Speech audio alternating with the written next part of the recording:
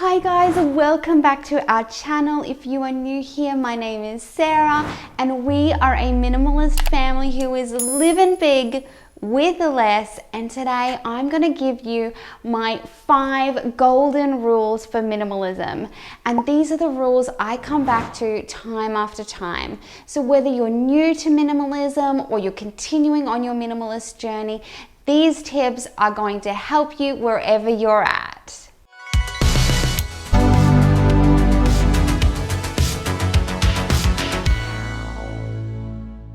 So guys, let's get started, but before I do, if you are not already subscribed, we would love to have you as part of our YouTube family. Every like, comment and share helps to support our channel, so if you haven't already, click that like button and it lets me know that you'd like more content just like this.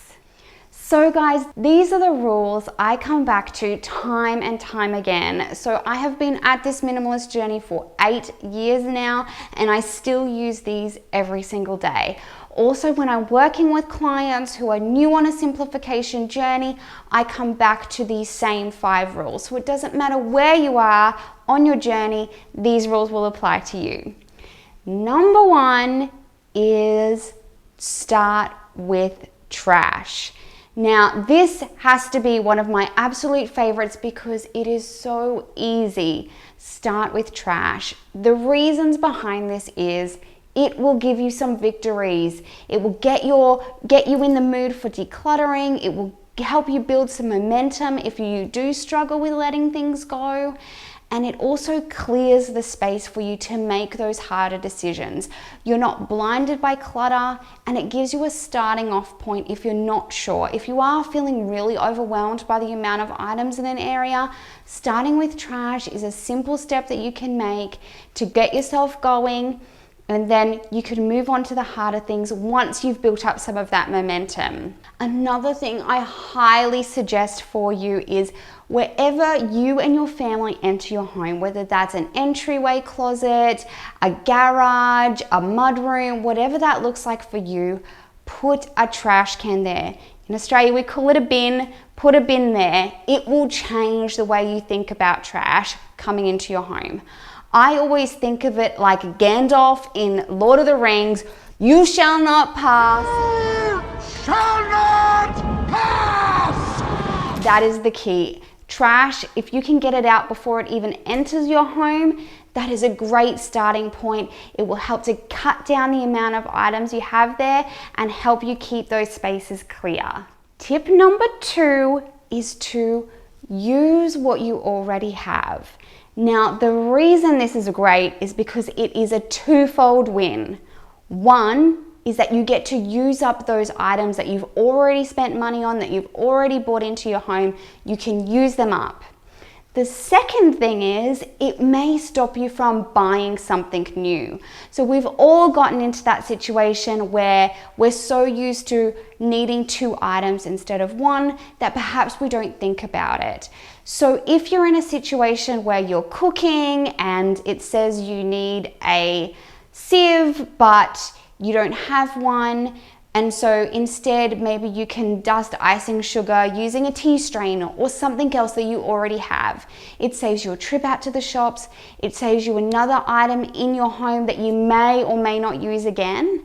And it also allows you to use up those things that you've already got there. This is particularly good for consumable items. So those items that are lurking in our makeup drawers, in our bathrooms, or even in our pantries, that if we commit ourselves to using up what we already have, we're not going to buy any more shampoo and conditioner until we use up all the things we have. We're not going to buy new makeup until we use up the ones that we have. And this is a great way of limiting the amount of things you're bringing into your home, as well as making those pennies go further by using what you've already bought. Tip number 3 is make decluttering a part of your daily cleaning routine. The reason that this is so great is that you're already cleaning, you're already touching these items, getting things out or putting things away. And at that same time, if you can be in the mindset of anything I don't need, I'm going to get rid of, pass on, donate, give to someone I know, you will find things all the time. Something I like to do is when I'm folding the laundry, if I've noticed that something is maybe too small for one of my kids, if they're not loving it, if it's got a stain or is ripped, that's a great opportunity for me to catch those items and move them on to wherever they're going to go next. The same thing can be done when you're putting toys away with your kids. Kids often dump all the toys out and they're not actually playing with everything that's out. So as you're putting items away, if you have noticed that things have fallen out of favor or are damaged, that's a great time to catch them because you're already there, you're touching these items. And decluttering is not a one-time thing. I wish it was. I wish you could go through your house, get rid of 80% of your stuff, and then you were done for a lifetime. But unfortunately, that's just not the way our lives work. We are constantly changing and growing, and our needs are changing and growing. And so if you're getting into the practice of decluttering as you're cleaning, as part of your daily routine, it really will never be a chore again. My fourth tip for you is function comes first. And this is a huge thing that I talk to people about, especially if you're feeling overwhelmed with the amount of items in your home, is to think about function first. Don't think about what you need to get rid of. Don't think about whether you love it or whether it brings joy. Think about the function first and then move on to those other things later. Because function gives our brain a method to work through that we can visualize exactly how we want a space to work. So for example, if your dining table is constantly getting cluttered and so then it comes to mealtime and it's a huge hassle to get dinner on the table for everyone to sit down, then you can think about the function of this place should be that we can come and we can sit down and we can eat dinner really quickly and really easily. And then we can work backwards from there, decluttering what we need, finding new homes for things and finding solutions for things to make that happen. But once you've got that idea in your head, it's so much easier to work backwards. Another way that I often frame it for clients is, tell me what's not working here. Tell me, you're trying to get out the door, what's hindering you? And it's that we can't find hair ties or our shoes are never in the same spot. And so then we can work backwards to find homes for things where they're going to be where you need them, where they're all together and where everyone knows where they are. The reality of putting function first is that sometimes it's not going to look perfect. For example, in my home, I would prefer everything to be put away at the end of the day. However, for things like library books, I know that if those things are put away out of the sight of my children, that they don't remember to read them. But if they're beside their beds, if they're out where we do sit and read, and they can see them, that then they're much more likely to pick up those library books. And so even though aesthetically, maybe it's not my favorite thing to have books sitting out, I would much prefer my kids to read, and the function of this space is so important that it's okay if it doesn't look perfect all the time.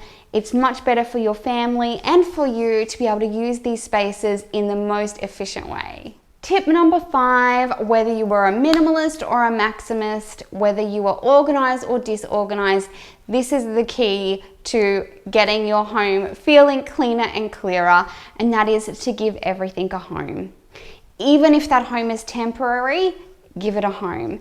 So for example, recently one of my kids had a skin rash and I had all sorts of creams and bandages that I was using to help, and so I got a little container and I kept that container on my bench with everything I needed for this rash. Now, it was for a small amount of time, but it still kept everything together that I needed. Even though it was temporary, I knew exactly where those things were going to go, and once we were finished with it, then I could rehome them or get rid of anything that we weren't using long term. But giving things a home is going to give you the real benefit of minimalism, and that is simplicity. So if things are away, if they're off countertops, if people know where to find them, that is going to speak volumes, especially to the people in your life that may not be on board with minimalism yet. They can still get behind everything having a home. The other great thing about things having a home is that they are built-in boundaries. So for example, with your Tupperware cupboard or your plastics cupboard, You know that you can have as much as is going to fit in that cupboard, and once that's full, those other plastics aren't going to have a home. So you need to start decluttering that area again. Same with our makeup drawers. You know, if every time you're opening your bathroom cupboard, a million things are falling out on top of you, you know that those homes are becoming too full and you need to go through that area and get rid of anything. Start with trash, use it up. All those things will come into play, but you can still give everything a home, even if it's temporary. So guys, I hope that these tips have been helpful for you wherever you're at on your journey, and you can refer to them anytime by rewatching this video or contacting me. I'm available on all the socials. Again, if you are new, we would love to have you subscribe and join our YouTube family. Here are some other videos I think you guys might like, and I'll catch you guys in the next one.